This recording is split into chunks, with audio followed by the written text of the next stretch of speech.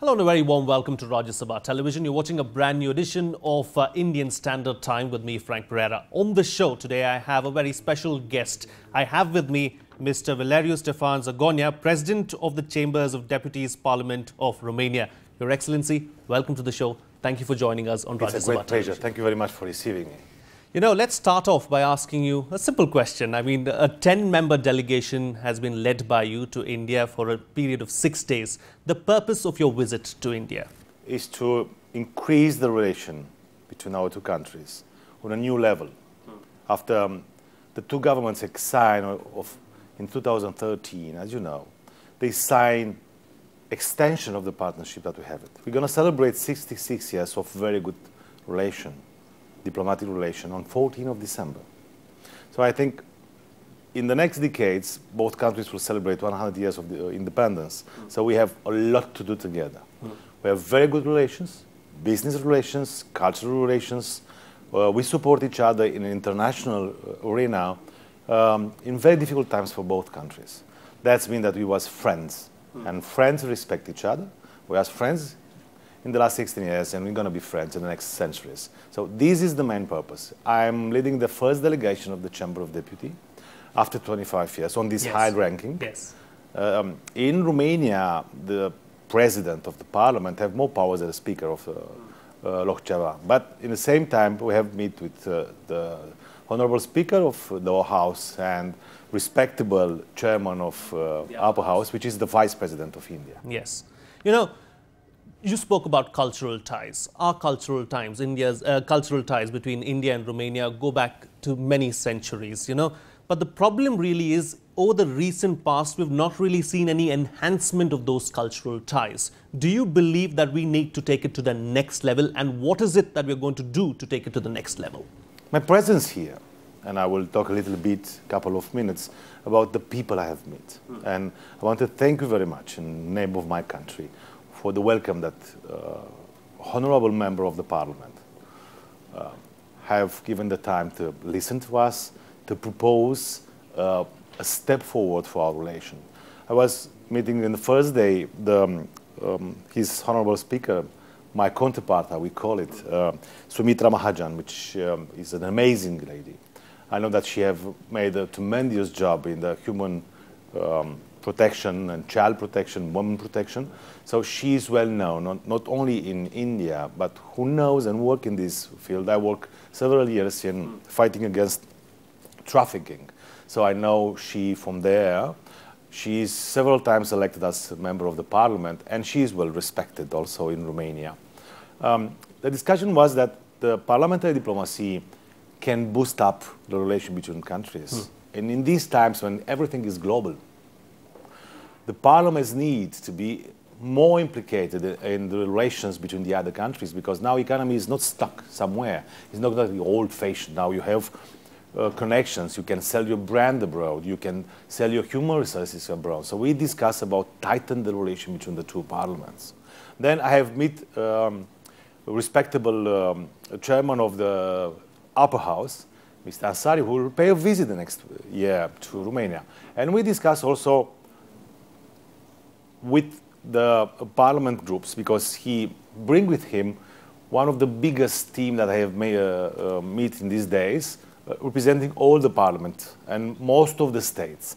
And we discuss what we can do to boost the relation between the two parliaments, but also when he will come to Romania, to bring also a business team with him, because we need to put business to business and to discuss what is needed in Romanian legislation to change that most of the investors are coming from, more investors coming from India. What you need from our country, where we can help you as we have it in previous years and decades before, because we have helped you in defense industry, we have helped you in oil industry. The first refinery, state refinery, was made by Romanians in 1962. So we have very good relation. We cooperate very well in research area and science area, where India need more expertise from Romania. So are these going to be the sectors that you're going to focus on? Are these the sectors that you're going to woo India with? Yes, those are the main key sectors that we decided to prioritize in the next years. But I have a meeting with the former chairman of the friendship group, Mr. Piyush Goyal, which is now a very important minister. Why? Because one of the targets on Make It in India initiative, Make in India, yes. Make in India initiative, it's about job creation, low bill of energy, diversification, free energy sector, that's mean independent energy sector for India to have a key role in the region of Asia as leader of the region. And we want to help, we help in the previous decades. There's been to invest a lot of here because we have two oldest universities of Europe, where many of the people who are working in GCC countries, in the Middle East or in the Caspian areas, in the oil and gas area or mining industry, they finished the high schools or the universities in Romania. So we need to tighten the relations here. He promised to invite our energy minister to give some know-how to the minister for his road plan and promises that the Prime Minister and his team have made it in the campaign. So those was three areas where we are competitive, we can work together, we can create joint venture. Then I have met one of the most amazing persons that I ever met in India, which is Miss Nirmala Sitharaman, which Nirmala is Sitharaman, yes, she is the Minister of Commerce. We discussed about the trade between our two countries, what we need to boost our economies. Romania is a reliable partner for India. He is the most stable country in the region. He's well respected in the Balkans, in the Southeast. He's well known that he have a growth GDP in the last years when all the European countries was hit by a crisis. But at the same time, we benefit from the growth of India. A lot of imports are coming from India and Romania. And we have a trade now around 700 billion US dollars. Yes, $666 billion. Yes, and we want to boost it over 1 billion. What we need to do? We need to do a business forum. So you know, maybe we can start by having a direct flight from India to Romania. Because, that's very good. Because we don't have a direct flight from India. So unless you have people-to-people exchange between the two countries, you're not really going to see ties improve, are you? That's one of the points that we discuss. But to have this flight direct, we need also to put people inside the flight. So we need to put tourists from Romania to India and from India to Romania. And what we have done, because we said on the foreign policy that one of the key priorities to Asia is India in the next decades. And we discussed that and the parliament voted that. And I travel now and I'm visiting for the first time India. We decreased the VAT of tourism. So the package of tourism in Romania is from 24% to 9%. That's its open door to bring in more tourists in Romania. But at the same time, we offer to the government of Shri Modi, one of our proposal was that those two prime ministers must meet, because the last visit of the Prime Minister of India and Romania was in 1981. So if the Prime Minister meet, the parliaments meet and have exchange views, that means that the business will meet. That means that the cultural ties will be more strong. And a lot of people from India will come and see Romania. I will give you an example. We are the only country in the eastern part of Europe who have 2 Bollywood channels. So that means that we are more interested to India than the other countries in the region. And the ties, as you said, are for many, many centuries. But also, the new team of Indians who are working in Romania, who have business in Romania, they are very well integrated and well respected in our country. Which, you know, the image is not only about an ambassador, which you have a very good ambassador to Romania, but it's also the image of the tourists and business who are coming to your country. And people who are coming from India, they are well respected and they know how to do business, they create jobs in our country, they respect our legislation and respect our citizens. Okay, the underlying message basically is the fact that, you know, there is immense potential as far as bilateral relations between the two countries is concerned, and both the countries are doing everything possible to try and take it to the next level. I think that you pointed excellent, and what we want to do, in the last centuries and the last decades, in the western part of Europe, you have a very good friend, a reliable one, who support you. That's the UK. We want to be in the eastern part of Europe, the most reliable friend and partner for India. So we want to be the hub for Indian products. Yes, and Romania is very strategically located as well. That's the advantage, as you are. So because we have very good growing economies, Right. well respected on international arena, good relation. Romania is sustaining the idea that India to become a permanent member of the Security Council of United Nations. That means that we, as friends, we always support. So we need to boost also the parliamentary level, also the economies, and not on the list, but I think it's the first most important, it's education, exchange, and cultural exchange. Cultural exchange, education exchange, and maybe the tourism sector needs to be improved upon, on a priority basis. On that note, we'll slip into a very short break now, but we'll continue talking to His Excellency right here on Rajya Sabha's television. We'll talk about Romanian politics and what is His Excellency's role really as far as the Parliament of Romania is concerned. Stay tuned. We'll be right back. Welcome back. You're watching Rajya Sabha television in conversation with Mr. Zgonea. Thank you so much for joining us once again. And let's talk about politics in Romania now. You know, Romania is considered to be one of the most corrupt nations as far as the European Union is concerned. It's regarded at least as one of the most corrupt nation. I mean, how are you going to break that tag? How are you going to go past that tag? In the last years, it was a discussion about that, but we have made very important steps forward. For example, in Romania, a politician is not protected by the immunity, so he can be arrested. Only a couple of weeks ago, we vote and arrest 3 parliamentarians. Last week, we voted and arrest another one. So the justice in Romania is independent. So if you look on the other countries in Europe, in the world, you won't find a national anti-corruption department or national integrity agency, which is part of our, let's say, heritage, our way to fight against corruption. Why corruption? Because corruption is hitting business. It's hitting the trust of the citizens in the state, in the country, in the mayors, in the county councils, in the presidents, in the parliamentarians, in the way that state can give you a support and a healthcare system and education. So our point of view is when you are elected as parliamentarian, you must understand what you need to do for your country. And we fight against corruption as we fight each day for keeping our democracy and our liberties, because you can born with this, but you can lose in time of your life. So you are the biggest, let's say, democracy in the world. We are a small democracy, 22 million, like New Delhi. But we are trying to have those legislations, those piece of bills that are needed and demanded by the citizens of my country. That's why now the parliamentarians, they are very careful when they do traffic of interest.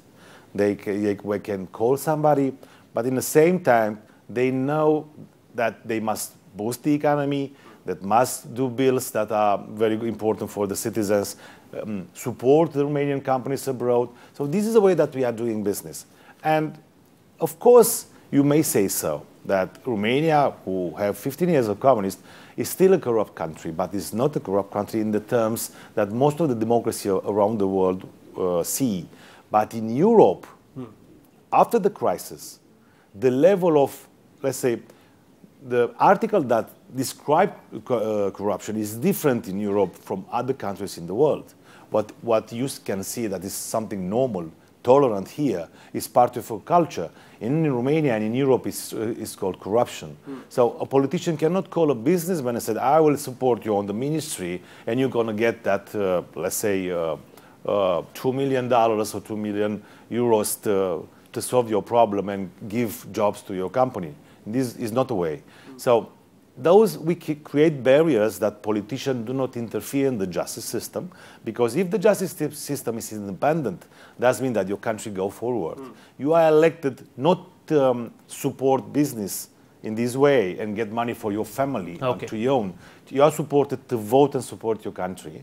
So we have this triangle of gold, that the businesses are doing business, the politicians are supporting the business and the citizens, and the justice is independent. Okay. Let's talk about the recently held presidential elections. You have a new president now. He's going to take over very soon. Mr. Iohannis, of course, has been elected as the new president. Now, he is someone who was considered to be a person in the running who had no chance at all. But yet, he beat the incumbent prime minister, who was said to be the front runner. In the first round of polling, he was way behind, but he came back with a bang, and the people seem to be wanting change in Romania. One of the things that I was reading about is the fact that this man is supposed to be incorruptible, and that's why he has won with such a landslide victory. We cannot say that because the two persons who run, they are incorruptible. The Prime Minister is a former prosecutor fighting against corruption and against mob. So in a way, he knows much better than we know what we need to do there. That's why my country is on growth. And the foreign FDI, the foreign direct investments, is growing in each year with at least 1 or 2 billions. Because now Romania, he is one of the most important countries, interesting countries for foreign direct investments. In doing business, we get up 40 let's say, levels. That means that we are now in the first 30 countries in the world. So we are a stable country. We have predictability for investments. That means less corruption, payment from the state on time, growing deficit. Now we are one of the lowest deficit in the world now.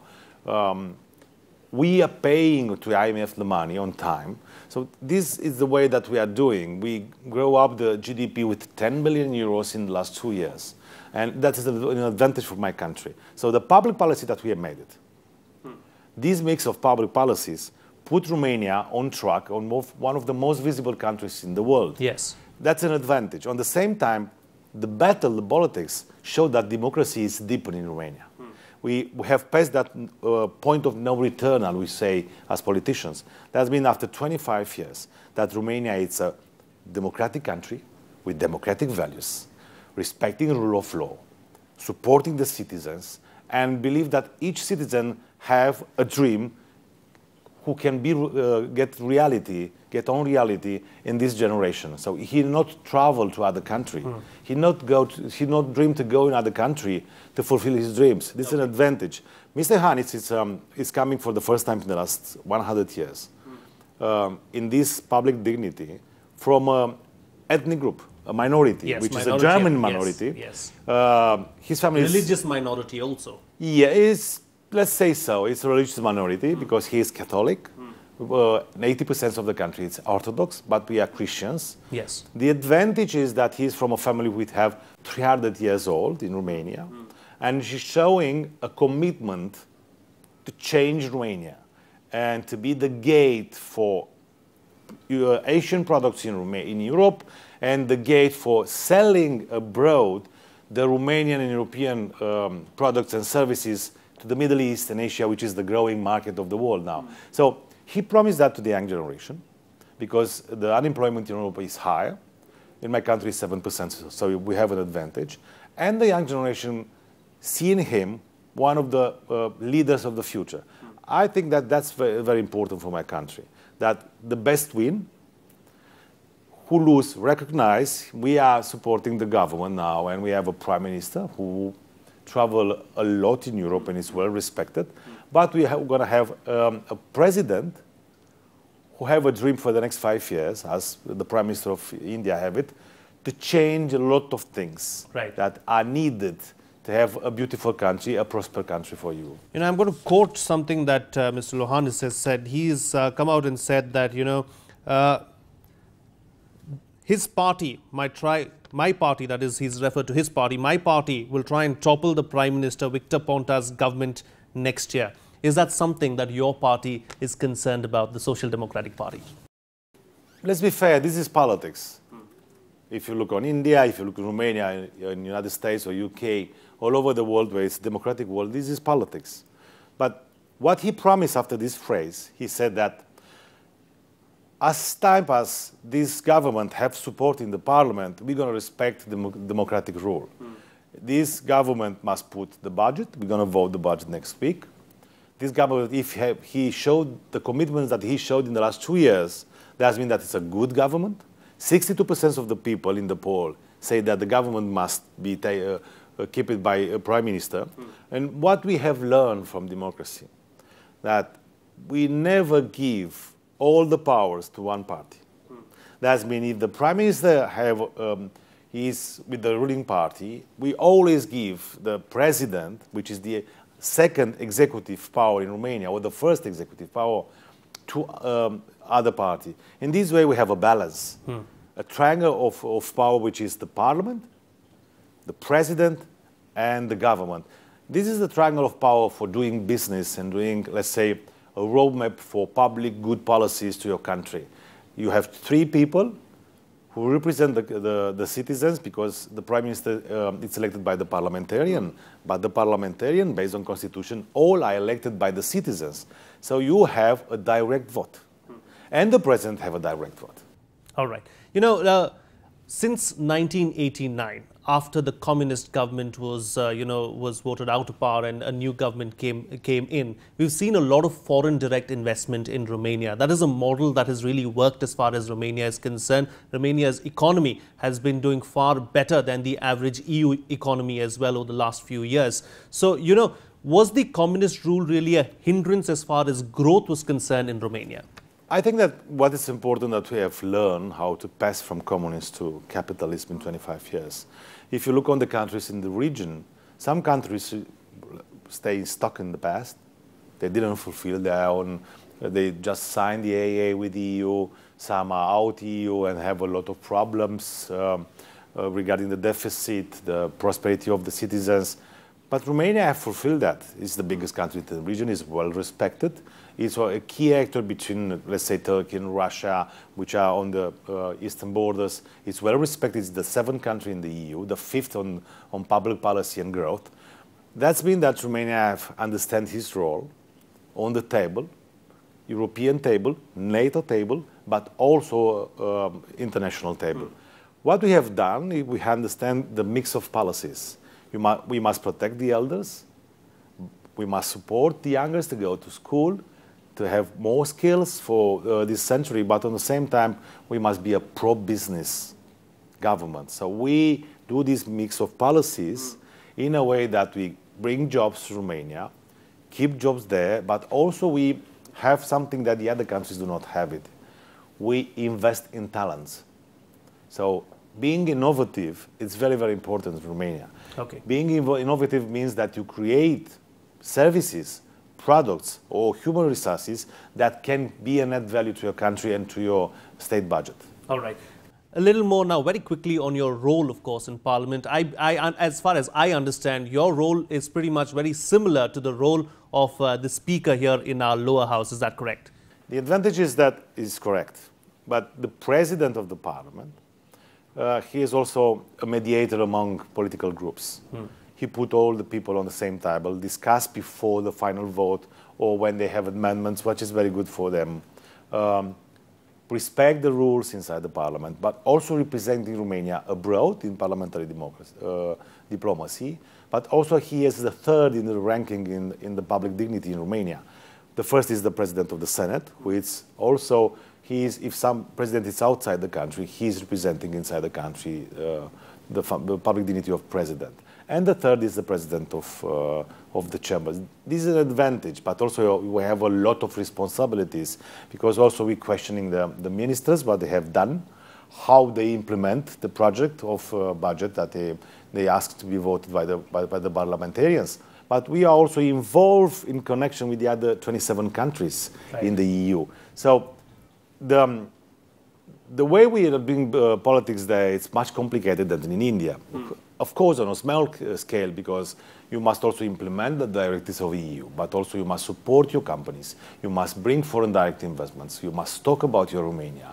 You must travel in India or other countries, Japan, South Korea, where it's a huge potential, and we have old relation with countries. So this is the way that a President of the Parliament is doing business. All right. And finally, before I let you go, a message to the people of India. I wish them prosperity, that's very important. But to have prosperity, they must have a secure country. I think that India will be the most impressive country in these 2 decades in 21st century. India is one of the amazing places in the world. For Romania, it's an old, good friend. And what I can promise in the name of the Parliament and my colleagues is that we're going to invest more in India relation with Romania. And I wish that each person in India will find a place to work, a place to go to school, a healthcare system as he can find in Romania. And Romania will support the government of India to do that in the next 2 decades, because it's very, very important that this country, which is the leading country in the region, to be more prosperous. All right. On that note, I'll have to thank you so much, Mr. Zgonea, for joining us on the program and spending your time with us. It was a pleasure having you. It's a pleasure for me also. Yes. Thank you very much, Excellency. Thank you so much.